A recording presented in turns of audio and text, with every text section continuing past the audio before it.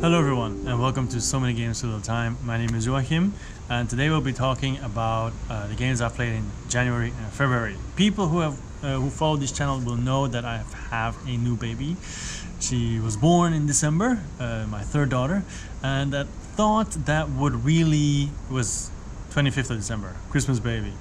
But I thought it would really affect my gaming, and it has in some ways. But then COVID struck Hong Kong even harder and caused work from home, which Omicron did, which means that I had a little bit more time. And also in Hong Kong we have something called a confinement lady. So when a woman gives birth, then a confinement lady, if you're willing to pay for it of course, will come over and will help your wife take care of the baby. So bathe the baby, feed the baby, stuff like that. Basically like an extra helper in the house. She would arrive in the morning, she would leave in the evening, right? So we've had her for 2 months now. Today is her last day. So that actually gave me some freedom to sometimes do something else instead of take care of the baby, you know. So what did that result in? Well, let's talk about January and also go down to BGG so I can show you what the first game is. The game I played the most in January was Ark Nova. So Ark Nova we played 4 times, and let me just check. We played it. Yeah, actually I played it twice solo, and then 2 times with other people. So we did play it wrong a fair amount of times. The first couple of times we played it wrong, which you can also see in my how to play video. It seems no matter how many times I play something, mistakes always seem to creep in. So it is what it is. But Ark Nova, it is a really good game. It kind of feels like Terraforming Mars a little bit when you look at the cards. It's very similar. But then the action selection system is completely different. Like you can see it here, the cards at the bottom. You know, you can always check the how to play video how it works exactly, but you use your cards, and the position of your cards determine on how strong your action is that you can do. There's multiple tracks. The scoring is just like Rajas of the Ganges, where 2 different scoring tracks have to meet to trigger endgame condition. You have the polyomino thing where you put the tiles on your board and everything. That all matters as well. So yeah, I think it's a good game. I don't see it leaving my collection, but for some reason I'm never really super excited to play it. So far when I look at my Calyx, it's not the first game that comes into mind to play, even though it's new, right? Yeah, I don't know. Sometimes it clicks, sometimes it doesn't. I think it's a good, decent game, but that's all. Even though we played it 4 times, but that also has to do with the channel, of course, because you know it's the hotness. So I was like, okay, I need to make stuff about this, and I was intrigued as well. It's not like I felt like I had to. Okay, the second game is definitely a game I want to make a video of as well, both how to play, even though that'll be very short, and some playthroughs. Is Men at Work. It is a dexterity game, and basically you, on your turn, you draw a card, and on that card it'll say that you are either moving a worker, or you're moving what do you call it again? I'm looking for the word. These metal bars. Either you're moving the metal bars, oh, this is real life, okay, or you're placing a person on top of it. Now this is all these real life people. That's not what I want to show. This is what I want to show. For example, here on the left side you see it's a hard hat, so it's going to be a person, and then it says here it is in a different language. It just means put a guy on, and then sometimes with some more details to make it difficult, because you can see sometimes they're holding a support, sometimes they're holding a brick. Yeah, so you keep building higher and higher, and when you reach a certain point in the deck, boss Rita will come out, and then she will start giving points to whoever places the next item or person the highest. So you are trying to get higher and higher to get those points, because you only have like 2 certificates, so every time you fall off you lose 1, and then you might die and be out of the game. Or if you get 5 points, then you win the game. So yeah, it's a lot of fun. I tried making some video. I think I have some videos. Maybe I'll put some in here as well so you can see.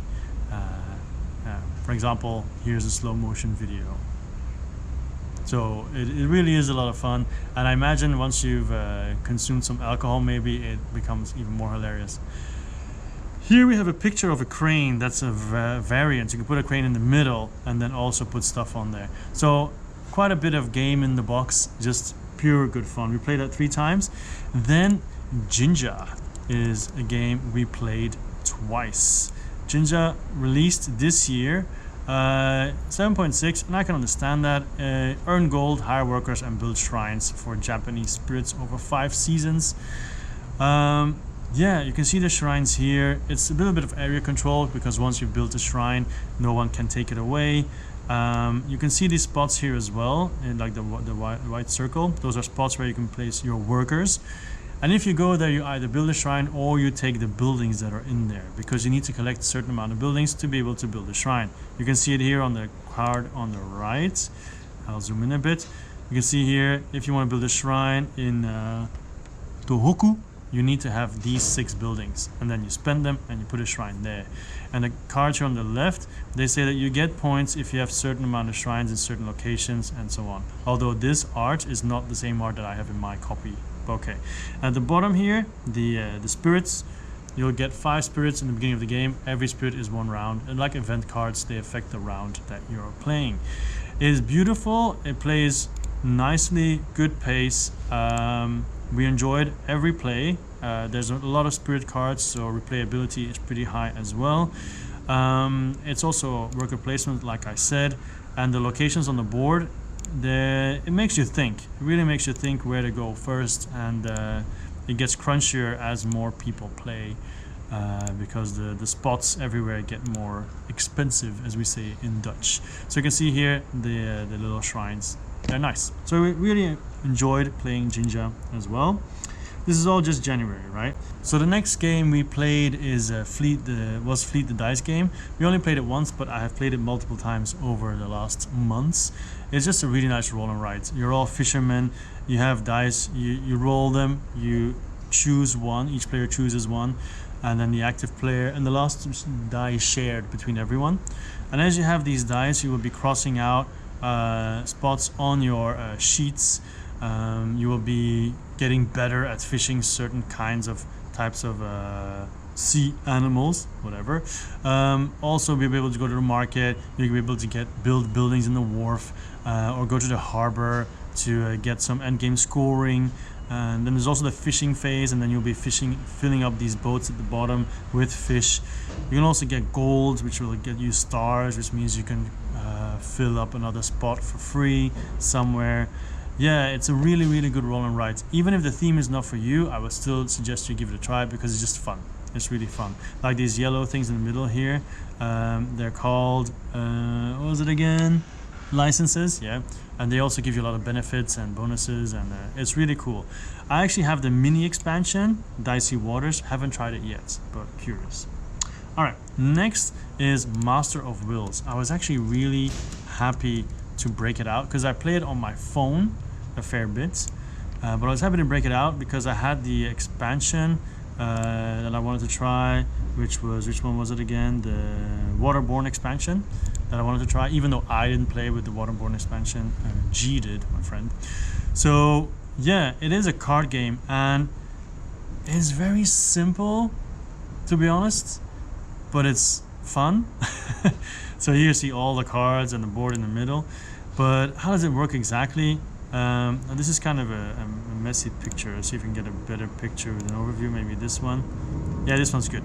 So in the beginning, first turn, this is later in the game, but first turn the cards will be here, right? So when you are playing a card, you will move it to your side depending on what the card says, but on the top right of each card there will also be a number and a color and so on. So it might say, okay, let's say you move the orange card to the left. And on the orange card it says the green token -2. That means you have to take green cards and move it 2 spots away from you. So the left side of the board is your side, the right side of the board is your opponent's side, and the last column, so both yellow ones, When a card reaches there, it's stuck, cannot be moved anymore. But the other cards will constantly be switching positions, right? Because you'll be playing cards like, okay, I use this black one, and then I can move 2 purple ones my way, but I have to move 2 red ones away from me, something like that. But then you also have these helmets at the bottom. These are special actions that you can also trigger, like faction powers, and you'll have a deck of cards that will also trigger that. Now you can play this for free on your phone, for sure, but I just like having a game as well. It's also constant calculating though, because you're also, okay, I have 58 points now, you have 37, it's my, or I have 37, you have 58, it's my turn now, so I have to try to make sure you have less points, I get more points, so I can win, and so on, so on. And there's 8 rounds before the game finishes. So I like it, still like it. Very expensive to buy though, because as far as I know, it's only, you get it from their website, and then for me, it's expensive because of shipping. Anyway, Master of Wills, I like it. The Mind, I've played this game. I mean, I've played the game only once, and that was in January. But I own 2 copies. It's one in Belgium and one here. I wanted to play my students. They don't like it because you're not supposed to talk, and they don't like it. And also doesn't make sense in an English lesson or board game club afterwards to not speak. So it's not really successful there. With my friends, it was fun for like 10 minutes, and then they interrupted us and we had to do something else. So yeah, I don't know. I like it. For those who don't know, the Mind is basically you have 100 cards. Level 1, everybody gets 1 card. You can't speak, but so everybody has a card with a number on it. So let's say 16, 75, and 98. You look at it, it's secret, you can't speak. The person with the lowest number has to put their number down first, then the second, then the third, if you were 3. You did it, congratulations, you go to level 2. But now everybody has 2 cards, or the same thing. But you can't be like, you know, I mean, there's no way to talk and say, I have the lowest, right? You can't say any numbers. I guess you could say like, I'm pretty low, but not how low. And of course, you could be really unlucky and have like 97, 98, 99, and then it's very difficult. Of course, you also have like ninja stars, which allows you to show anyway. There's some special powers in there, but it is definitely fun. But yeah, you won't be talking much. I think you might not even be allowed to talk, or just a little bit. You definitely can't say which numbers you have, otherwise it'll be, you know. It says here, you can't exchange this information, yet will become 1 to defeat all levels of the game. So, and people have said you don't even need to buy the game, just get a deck from 1 to 100 and you can play. The last game we played in January, or I played, is Tiny Ninjas. Tiny Ninjas. Got this off Amazon on a sale. It is fun. It is basically, you have your ninjas, a whole deck of tiny ninjas, and then you play them, and then you roll dice to try to damage each other. For example, here you have 0, 2, 1, 2. Those are all damages. You have to roll the dice to see if it actually happens or not, depending on the color that you roll. This is a drop. This is discard pile as well. Then you have other variants where you play with senseis with extra powers, but the cards are cute. The box is basically also just the play area. So yeah, and it's just cool, the art and so on. It's a filler game, of course. It goes very, very fast. For example, here, orange, green, purple means you roll a die. If you roll orange, you do 2 red damage, but then the other player can play a card to block you. But if they play a card to block you, they will have less cards to attack you next time, because only the attacker refills their hand, the defender does not. Yeah, like that.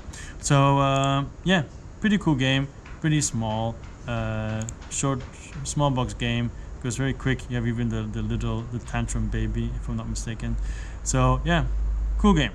That was January.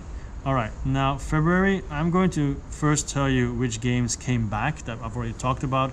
Ark Nova came back. We only played it once though, and then that is the only one. Everything else is new, because I have to say I tried to get rid of my Shelf of Shame. Also, it's getting darker here. So you'll be seeing less of me as you go on, so I'm going to try to hurry up a bit. But February was the month of Wonderland's War, which I'm sure you've all noticed on my channel if you follow it along a bit.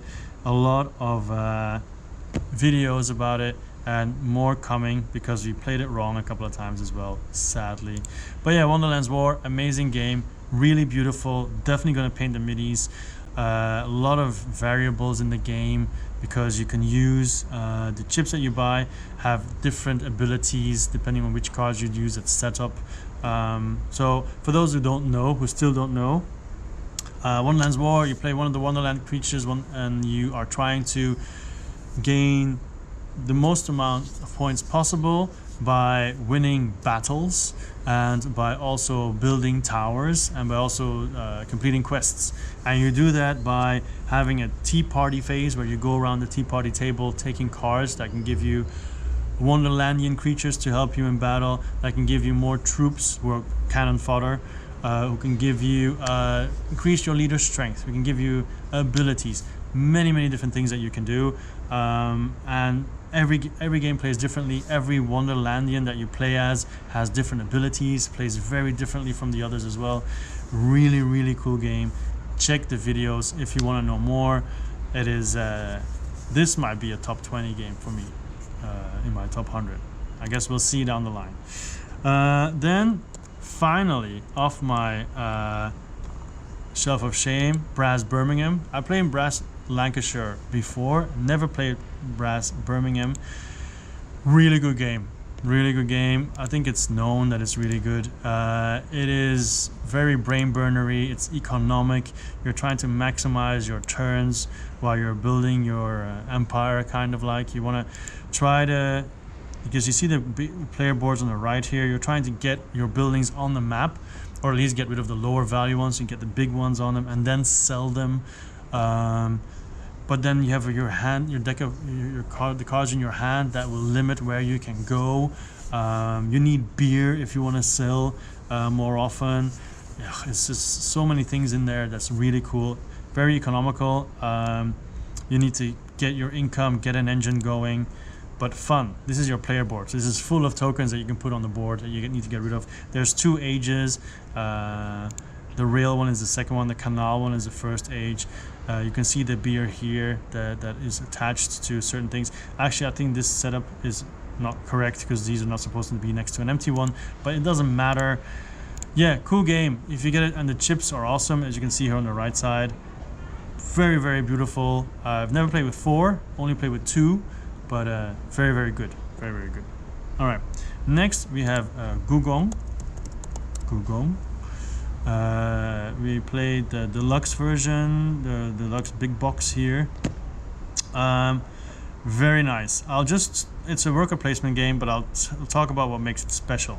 It makes it special because you have to start with a deck of cards in your hand, not a deck, but like a hand of cards, so 4 or 5 cards. And you can see here on the board, every location where you can do an action has a card already, a gift. Now you are supposed to offer a better gift. So you can see every gift card, the red cards, have a number. So if there's a number 2 here, you need to put something higher to be able to go there. But for example, this 9, if you don't have a 1, because 1 beats 9, you cannot go there. Or you can still go there, but it'll cost you a lot more than just playing a card. And then you can do the action where you are, plus the action on the card. For example, 9 does not have an action because it's too powerful already. But for example, 2 has an action, which is like the setting sun. And the setting sun is the wall. I mean, it looks like a setting sun, but it's just the wall. And the wall is over here on the left. So you could actually do the action in the palace here, but also do it there. Another thing that they do, which is quite special, is they have a double worker that you can't really see here, but then that counts double and you can unlock it during the game. And also, if you don't reach the end of the palace, all of them are here because it's just an example setup or end game scoring, I guess. If you don't reach the top, you can't win the game. So everybody needs to reach the top, which is also important to know. All right, so anything else? I think that's about it. That's special about it. Different tracks, typical in these kind of games. And also it has dice that you roll. And at the end of each round, if you hold gifts in your hand with the same number as the dice, you can get back more workers. So that's also something that's important. But very beautiful. Have not tried the Panjun expansion yet, only Gugong itself. 51st States is what I played once, and I can no longer type apparently. 51st Date, the master set. I've talked about it a couple of times now in different videos about the GameFound one that's going on now that I might I'm thinking about upgrading it to having all the expansions because it's so good. These are actually wooden components that I don't have. These already look upgraded, to be honest. I think it's a comparison of regular and upgraded one. But yeah, basically it's nuclear war happened, and this is afterwards. There are different factions that are, and this is just not very interesting, there are different factions that are trying to rebuild their states. You can see here with some expansions in there, and you do that by playing cards and basically getting an engine going, but also making sure that you have income. And the cards, they can be attacked by other people. You can see here the red 3, the red 4, the red 5, that's the defense value. But people can still go and basically blow up your building and get the rewards that are on there. But then you can build over it, and it makes it cheaper to build a building. So, and you want to have all these different resources to build cards, to get points and everything. Engine builder basically, but has very special twists. So I like it a lot. This is just not a picture at all apparently. Or it's not loading. Alright, then the next one is Blood Rage.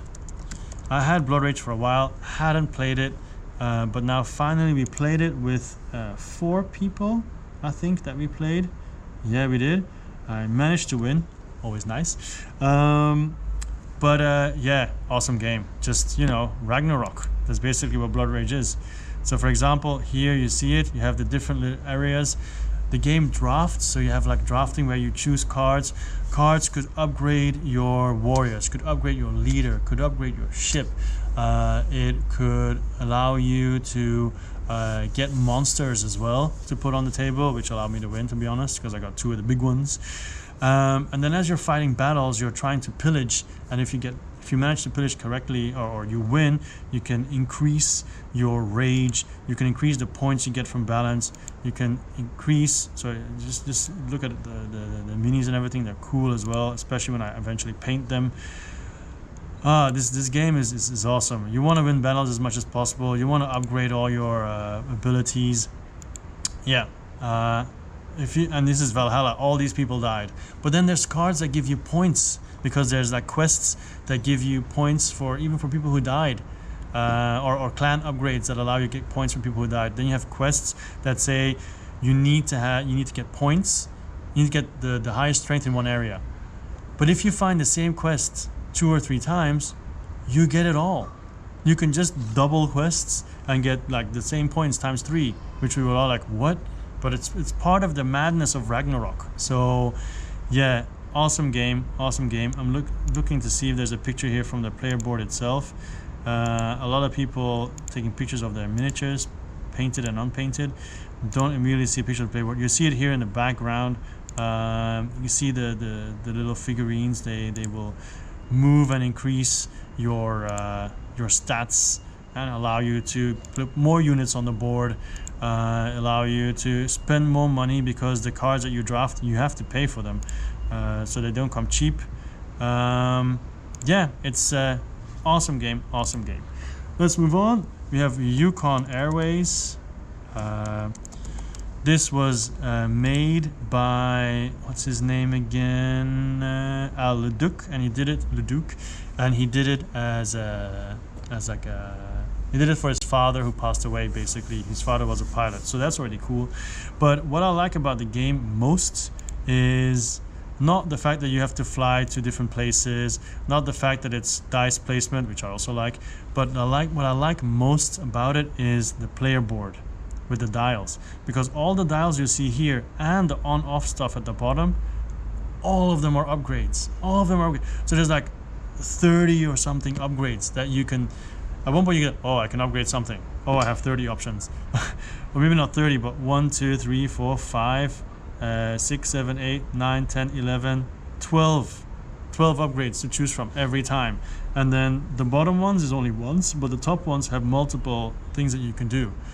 So the total amount of upgrades is huge. And then the planes have their own special abilities, and then the dice drafting will play a factor. You get money for flying around, but then the money you also use to move dice around if necessary. But the money is victory points as well. So you have the tickets that allow you to go somewhere, but you can get more tickets if you have tickets of the same type. You get bonuses. Yeah, cool game. Pick up and delivery. You're picking up passengers and delivering them somewhere to get as many points as possible. On your board as well, you have a little map, as you can see. So everywhere you drop them off, you'll put them on your own map, which might give you a lot of points at the end of the game. Cool game. All right, rival restaurants, and I think you probably don't see me anymore, but that's okay. I'm just gonna keep going. I'm not gonna turn on the light now. Actually, you know what? I'll turn on the light real quick.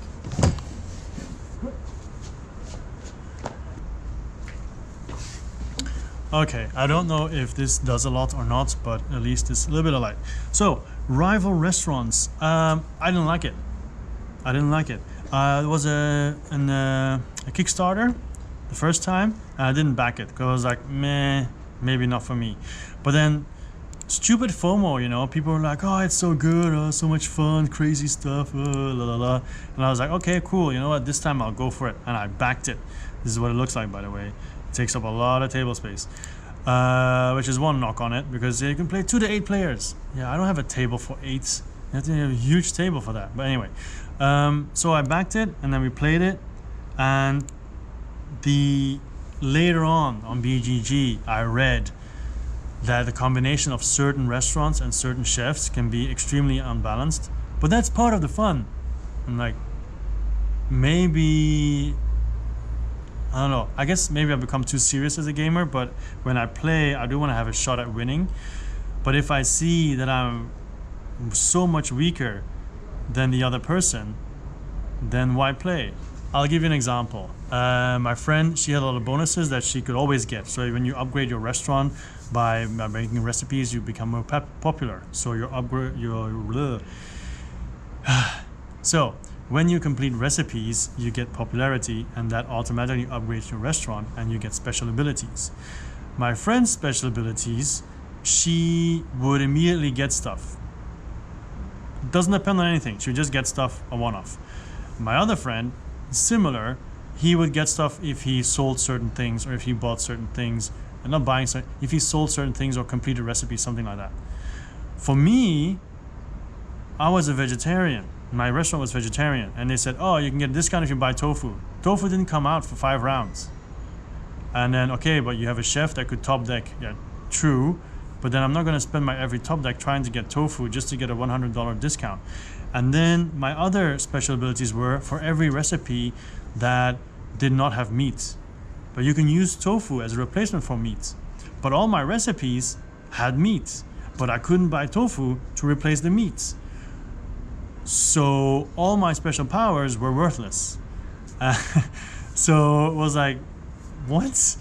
And then, of course, it's supposed to be, yeah, but you can negotiate and la la la. But once again, if it doesn't come out, I mean, it's very situational. Maybe next time I play, I might like it a lot more. But now it's just like, you know, it ended up, person 1, 20 points, second person 13. I had 8, you know, out of 20. So maybe I've also had some better choices, make some better choices. That's possible, but yeah, I don't know. I didn't enjoy it most of the time, and not just because of my abilities. Like, you have 2 recipes, and you're stuck with them, unless you complete a recipe.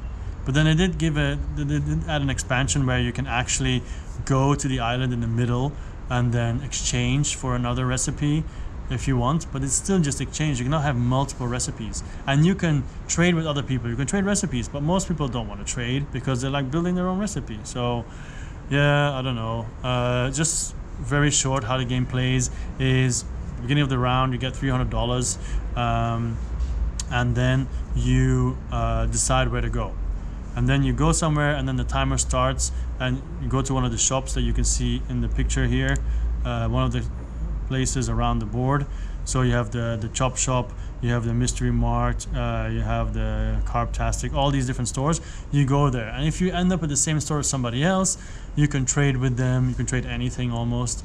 If you're going for the same ingredient, there's a bidding war. So you bid more, which never happened in our game, but then we're only 3 people, which could be a reason as well why I didn't like it as much. Who knows? But then table space again. Also, a thing they have, when you finish a recipe, you get trash, and then if you don't get rid of the trash, it'll be minus to your popularity for your next recipe and so on. Anyway, I wasn't very impressed. So at the moment, this might go on the sale or trade pile. Okay, we have 4 more to go. Steampunk Rally Fusion. Even though I have to say, we just played a regular Steampunk Rally with some fusion stuff in there actually. So yeah, still awesome game. The components of course are top notch. You have a race where you're building a machine, and your machine is basically an engine, but then you can push your machine so far that you can destroy parts to move forward, because the race that you are actually doing will damage your machine, yeah, you will lose parts. I finished the game with 2 parts, while in the middle of the game I had like 8 parts. So, and you can boost and you can do research and so on. And yeah, just really fun. There's drafting mechanic where you choose the pieces that you want to have and use. Really cool game. If you like steampunk in general, if you like a racing game, if you like an engine builder, and you like beautiful components, there's an unboxing video, but no, and there's so many different inventors. So if you have an inventor, you start with 2 pieces of your machine already and some special ability that is on the pieces. So everybody has different starting vehicles. Yeah. So yeah, give it a shot if you think it's interesting. It is very cool. Super modular too, by the way, but I'm not talking about that now. Then we have G.I. Joe, the deck building game. Played this yesterday and won, but also made some mistakes. So it is what it is. So G.I. Joe, if you like G.I. Joe, I recommend this. It's a deck builder, but it does have some original parts to go with it, mechanics. One of those is that it combines with dice. So when you go on a mission, you're trying to do a mission, you're trying to defeat Cobra, of course, but every time you go on a mission, you also have to roll dice to see if you actually succeed. And there's a threat meter that keeps going up, which is not that original. But another thing that's original is the hangar. You can see on the bottom left, every time you go on a mission, you need to have transportation. Now, you have the starting Jeep. You can always use that, right? What's it called again? I'm probably not going to read it. It's going to be too blurry, right? Yeah, I can't read it. Anyway, you can also buy more types of transportation and then send them out, and they all give bonuses and so on. All the cards have keywords. The enemies also have keywords. So if you use a G.I. Joe to fight one of the Cobras, and the Cobra guy wants martial arts, that means whenever somebody has martial arts, like Scarlet here, she has 4, she would get 4 dice to roll. But if you send Roadblock, who has marksman and explosives, he would only get 1 die because he doesn't have martial arts. So that's how that works. These are the upgraded versions of the heroes. If you watch them, you might recognize some or remember some, right? And these are the basic versions of those same people. So yeah, that's what you do. You go through the missions as you're playing. They get progressively more difficult. But yeah, it is, and I can tell you, Destro is a pain in the butt. Like, these are all the transportation options that are in the game. The Vamp, that's what it was, that you can buy. And another cool thing, in many deck builders, if you use a card to attack, you cannot use it for anything else. These here, once you've used them for any card, once you've used it for an attack, they just come back and you can still spend it to buy new cards. So that's a really awesome thing. These are like the enemies. Where's Destro, a really annoying one? Oh, here in the middle. Oh god, I hate him. Yeah, so I'll do a playthrough of that soon enough. That's a G.I. Joe game. Then we have Dungeon Draft. Dungeon Draft. It already says it. It's a draft game. It's in the dungeon. So basically, everybody draws 7. Everybody gets 7 cards, if I'm not mistaken, and then you get 5 quest cards in the beginning, but you keep 3 of them, and then you draft 7 cards, and then it's just typical draft. You keep on passing out, keep on passing out, and this 3 times, 3 rounds. At the end, you add all the scores. But of course, the cards give bonuses to each other, and they'll combo on each other. Like for example, here with Muir the Honorable, it has 3 icons. That means if you have 3 druid cards already, you get the bonus. Some cards allow you to attack monsters, and if you defeat the monsters, they also give you bonuses. One thing though, in the game box, it comes with gold, but it doesn't come with XP, is it? Because there's two currencies. There's gold, and then there's XP, if I'm not mistaken. So that's something we have to take care of ourselves. So these are, for example, a monster. If you have 6 attack, you defeat it, you get 6 points. So gold you use to buy, and then the XP is the points. So yeah, really cool game. You like drafting, you like fantasy, get this. It is awesome. It is really good. What is the score actually? 7.1. Yeah. It could actually be higher, to be honest. And then the last one, the one that I'm maybe least excited about, yeah, probably, is Exploding Kittens that we played, the NSFW, not suitable for work deck. Yeah, you know, it's just typical card game. You wanna, and this is the not suitable for work edition. You can see why. You're just trying to get rid of on your turn. You have your hand of cards, you draw a card, and you have to play. No, you play a card, and then you have to draw a card. So in the deck, let's say you're with 3 people, then there'll be 2 Exploding Kittens in the deck. Let's say you're with 5, there'll be 4 in there. And you have a diffuse, which is the green one. So on your turn, you play a card and do whatever it says, and then you draw a card. And there's also a possibility it's an exploding kitten, and then you die, unless you have a diffuse, or unless you can avoid drawing, and so on. That's basically the game. And then of course you have a couple of laughs because of the pictures, but it all gets old pretty quickly for me. Not my kind of thing. But yeah, it is what it is. All right, those were the games for February and January.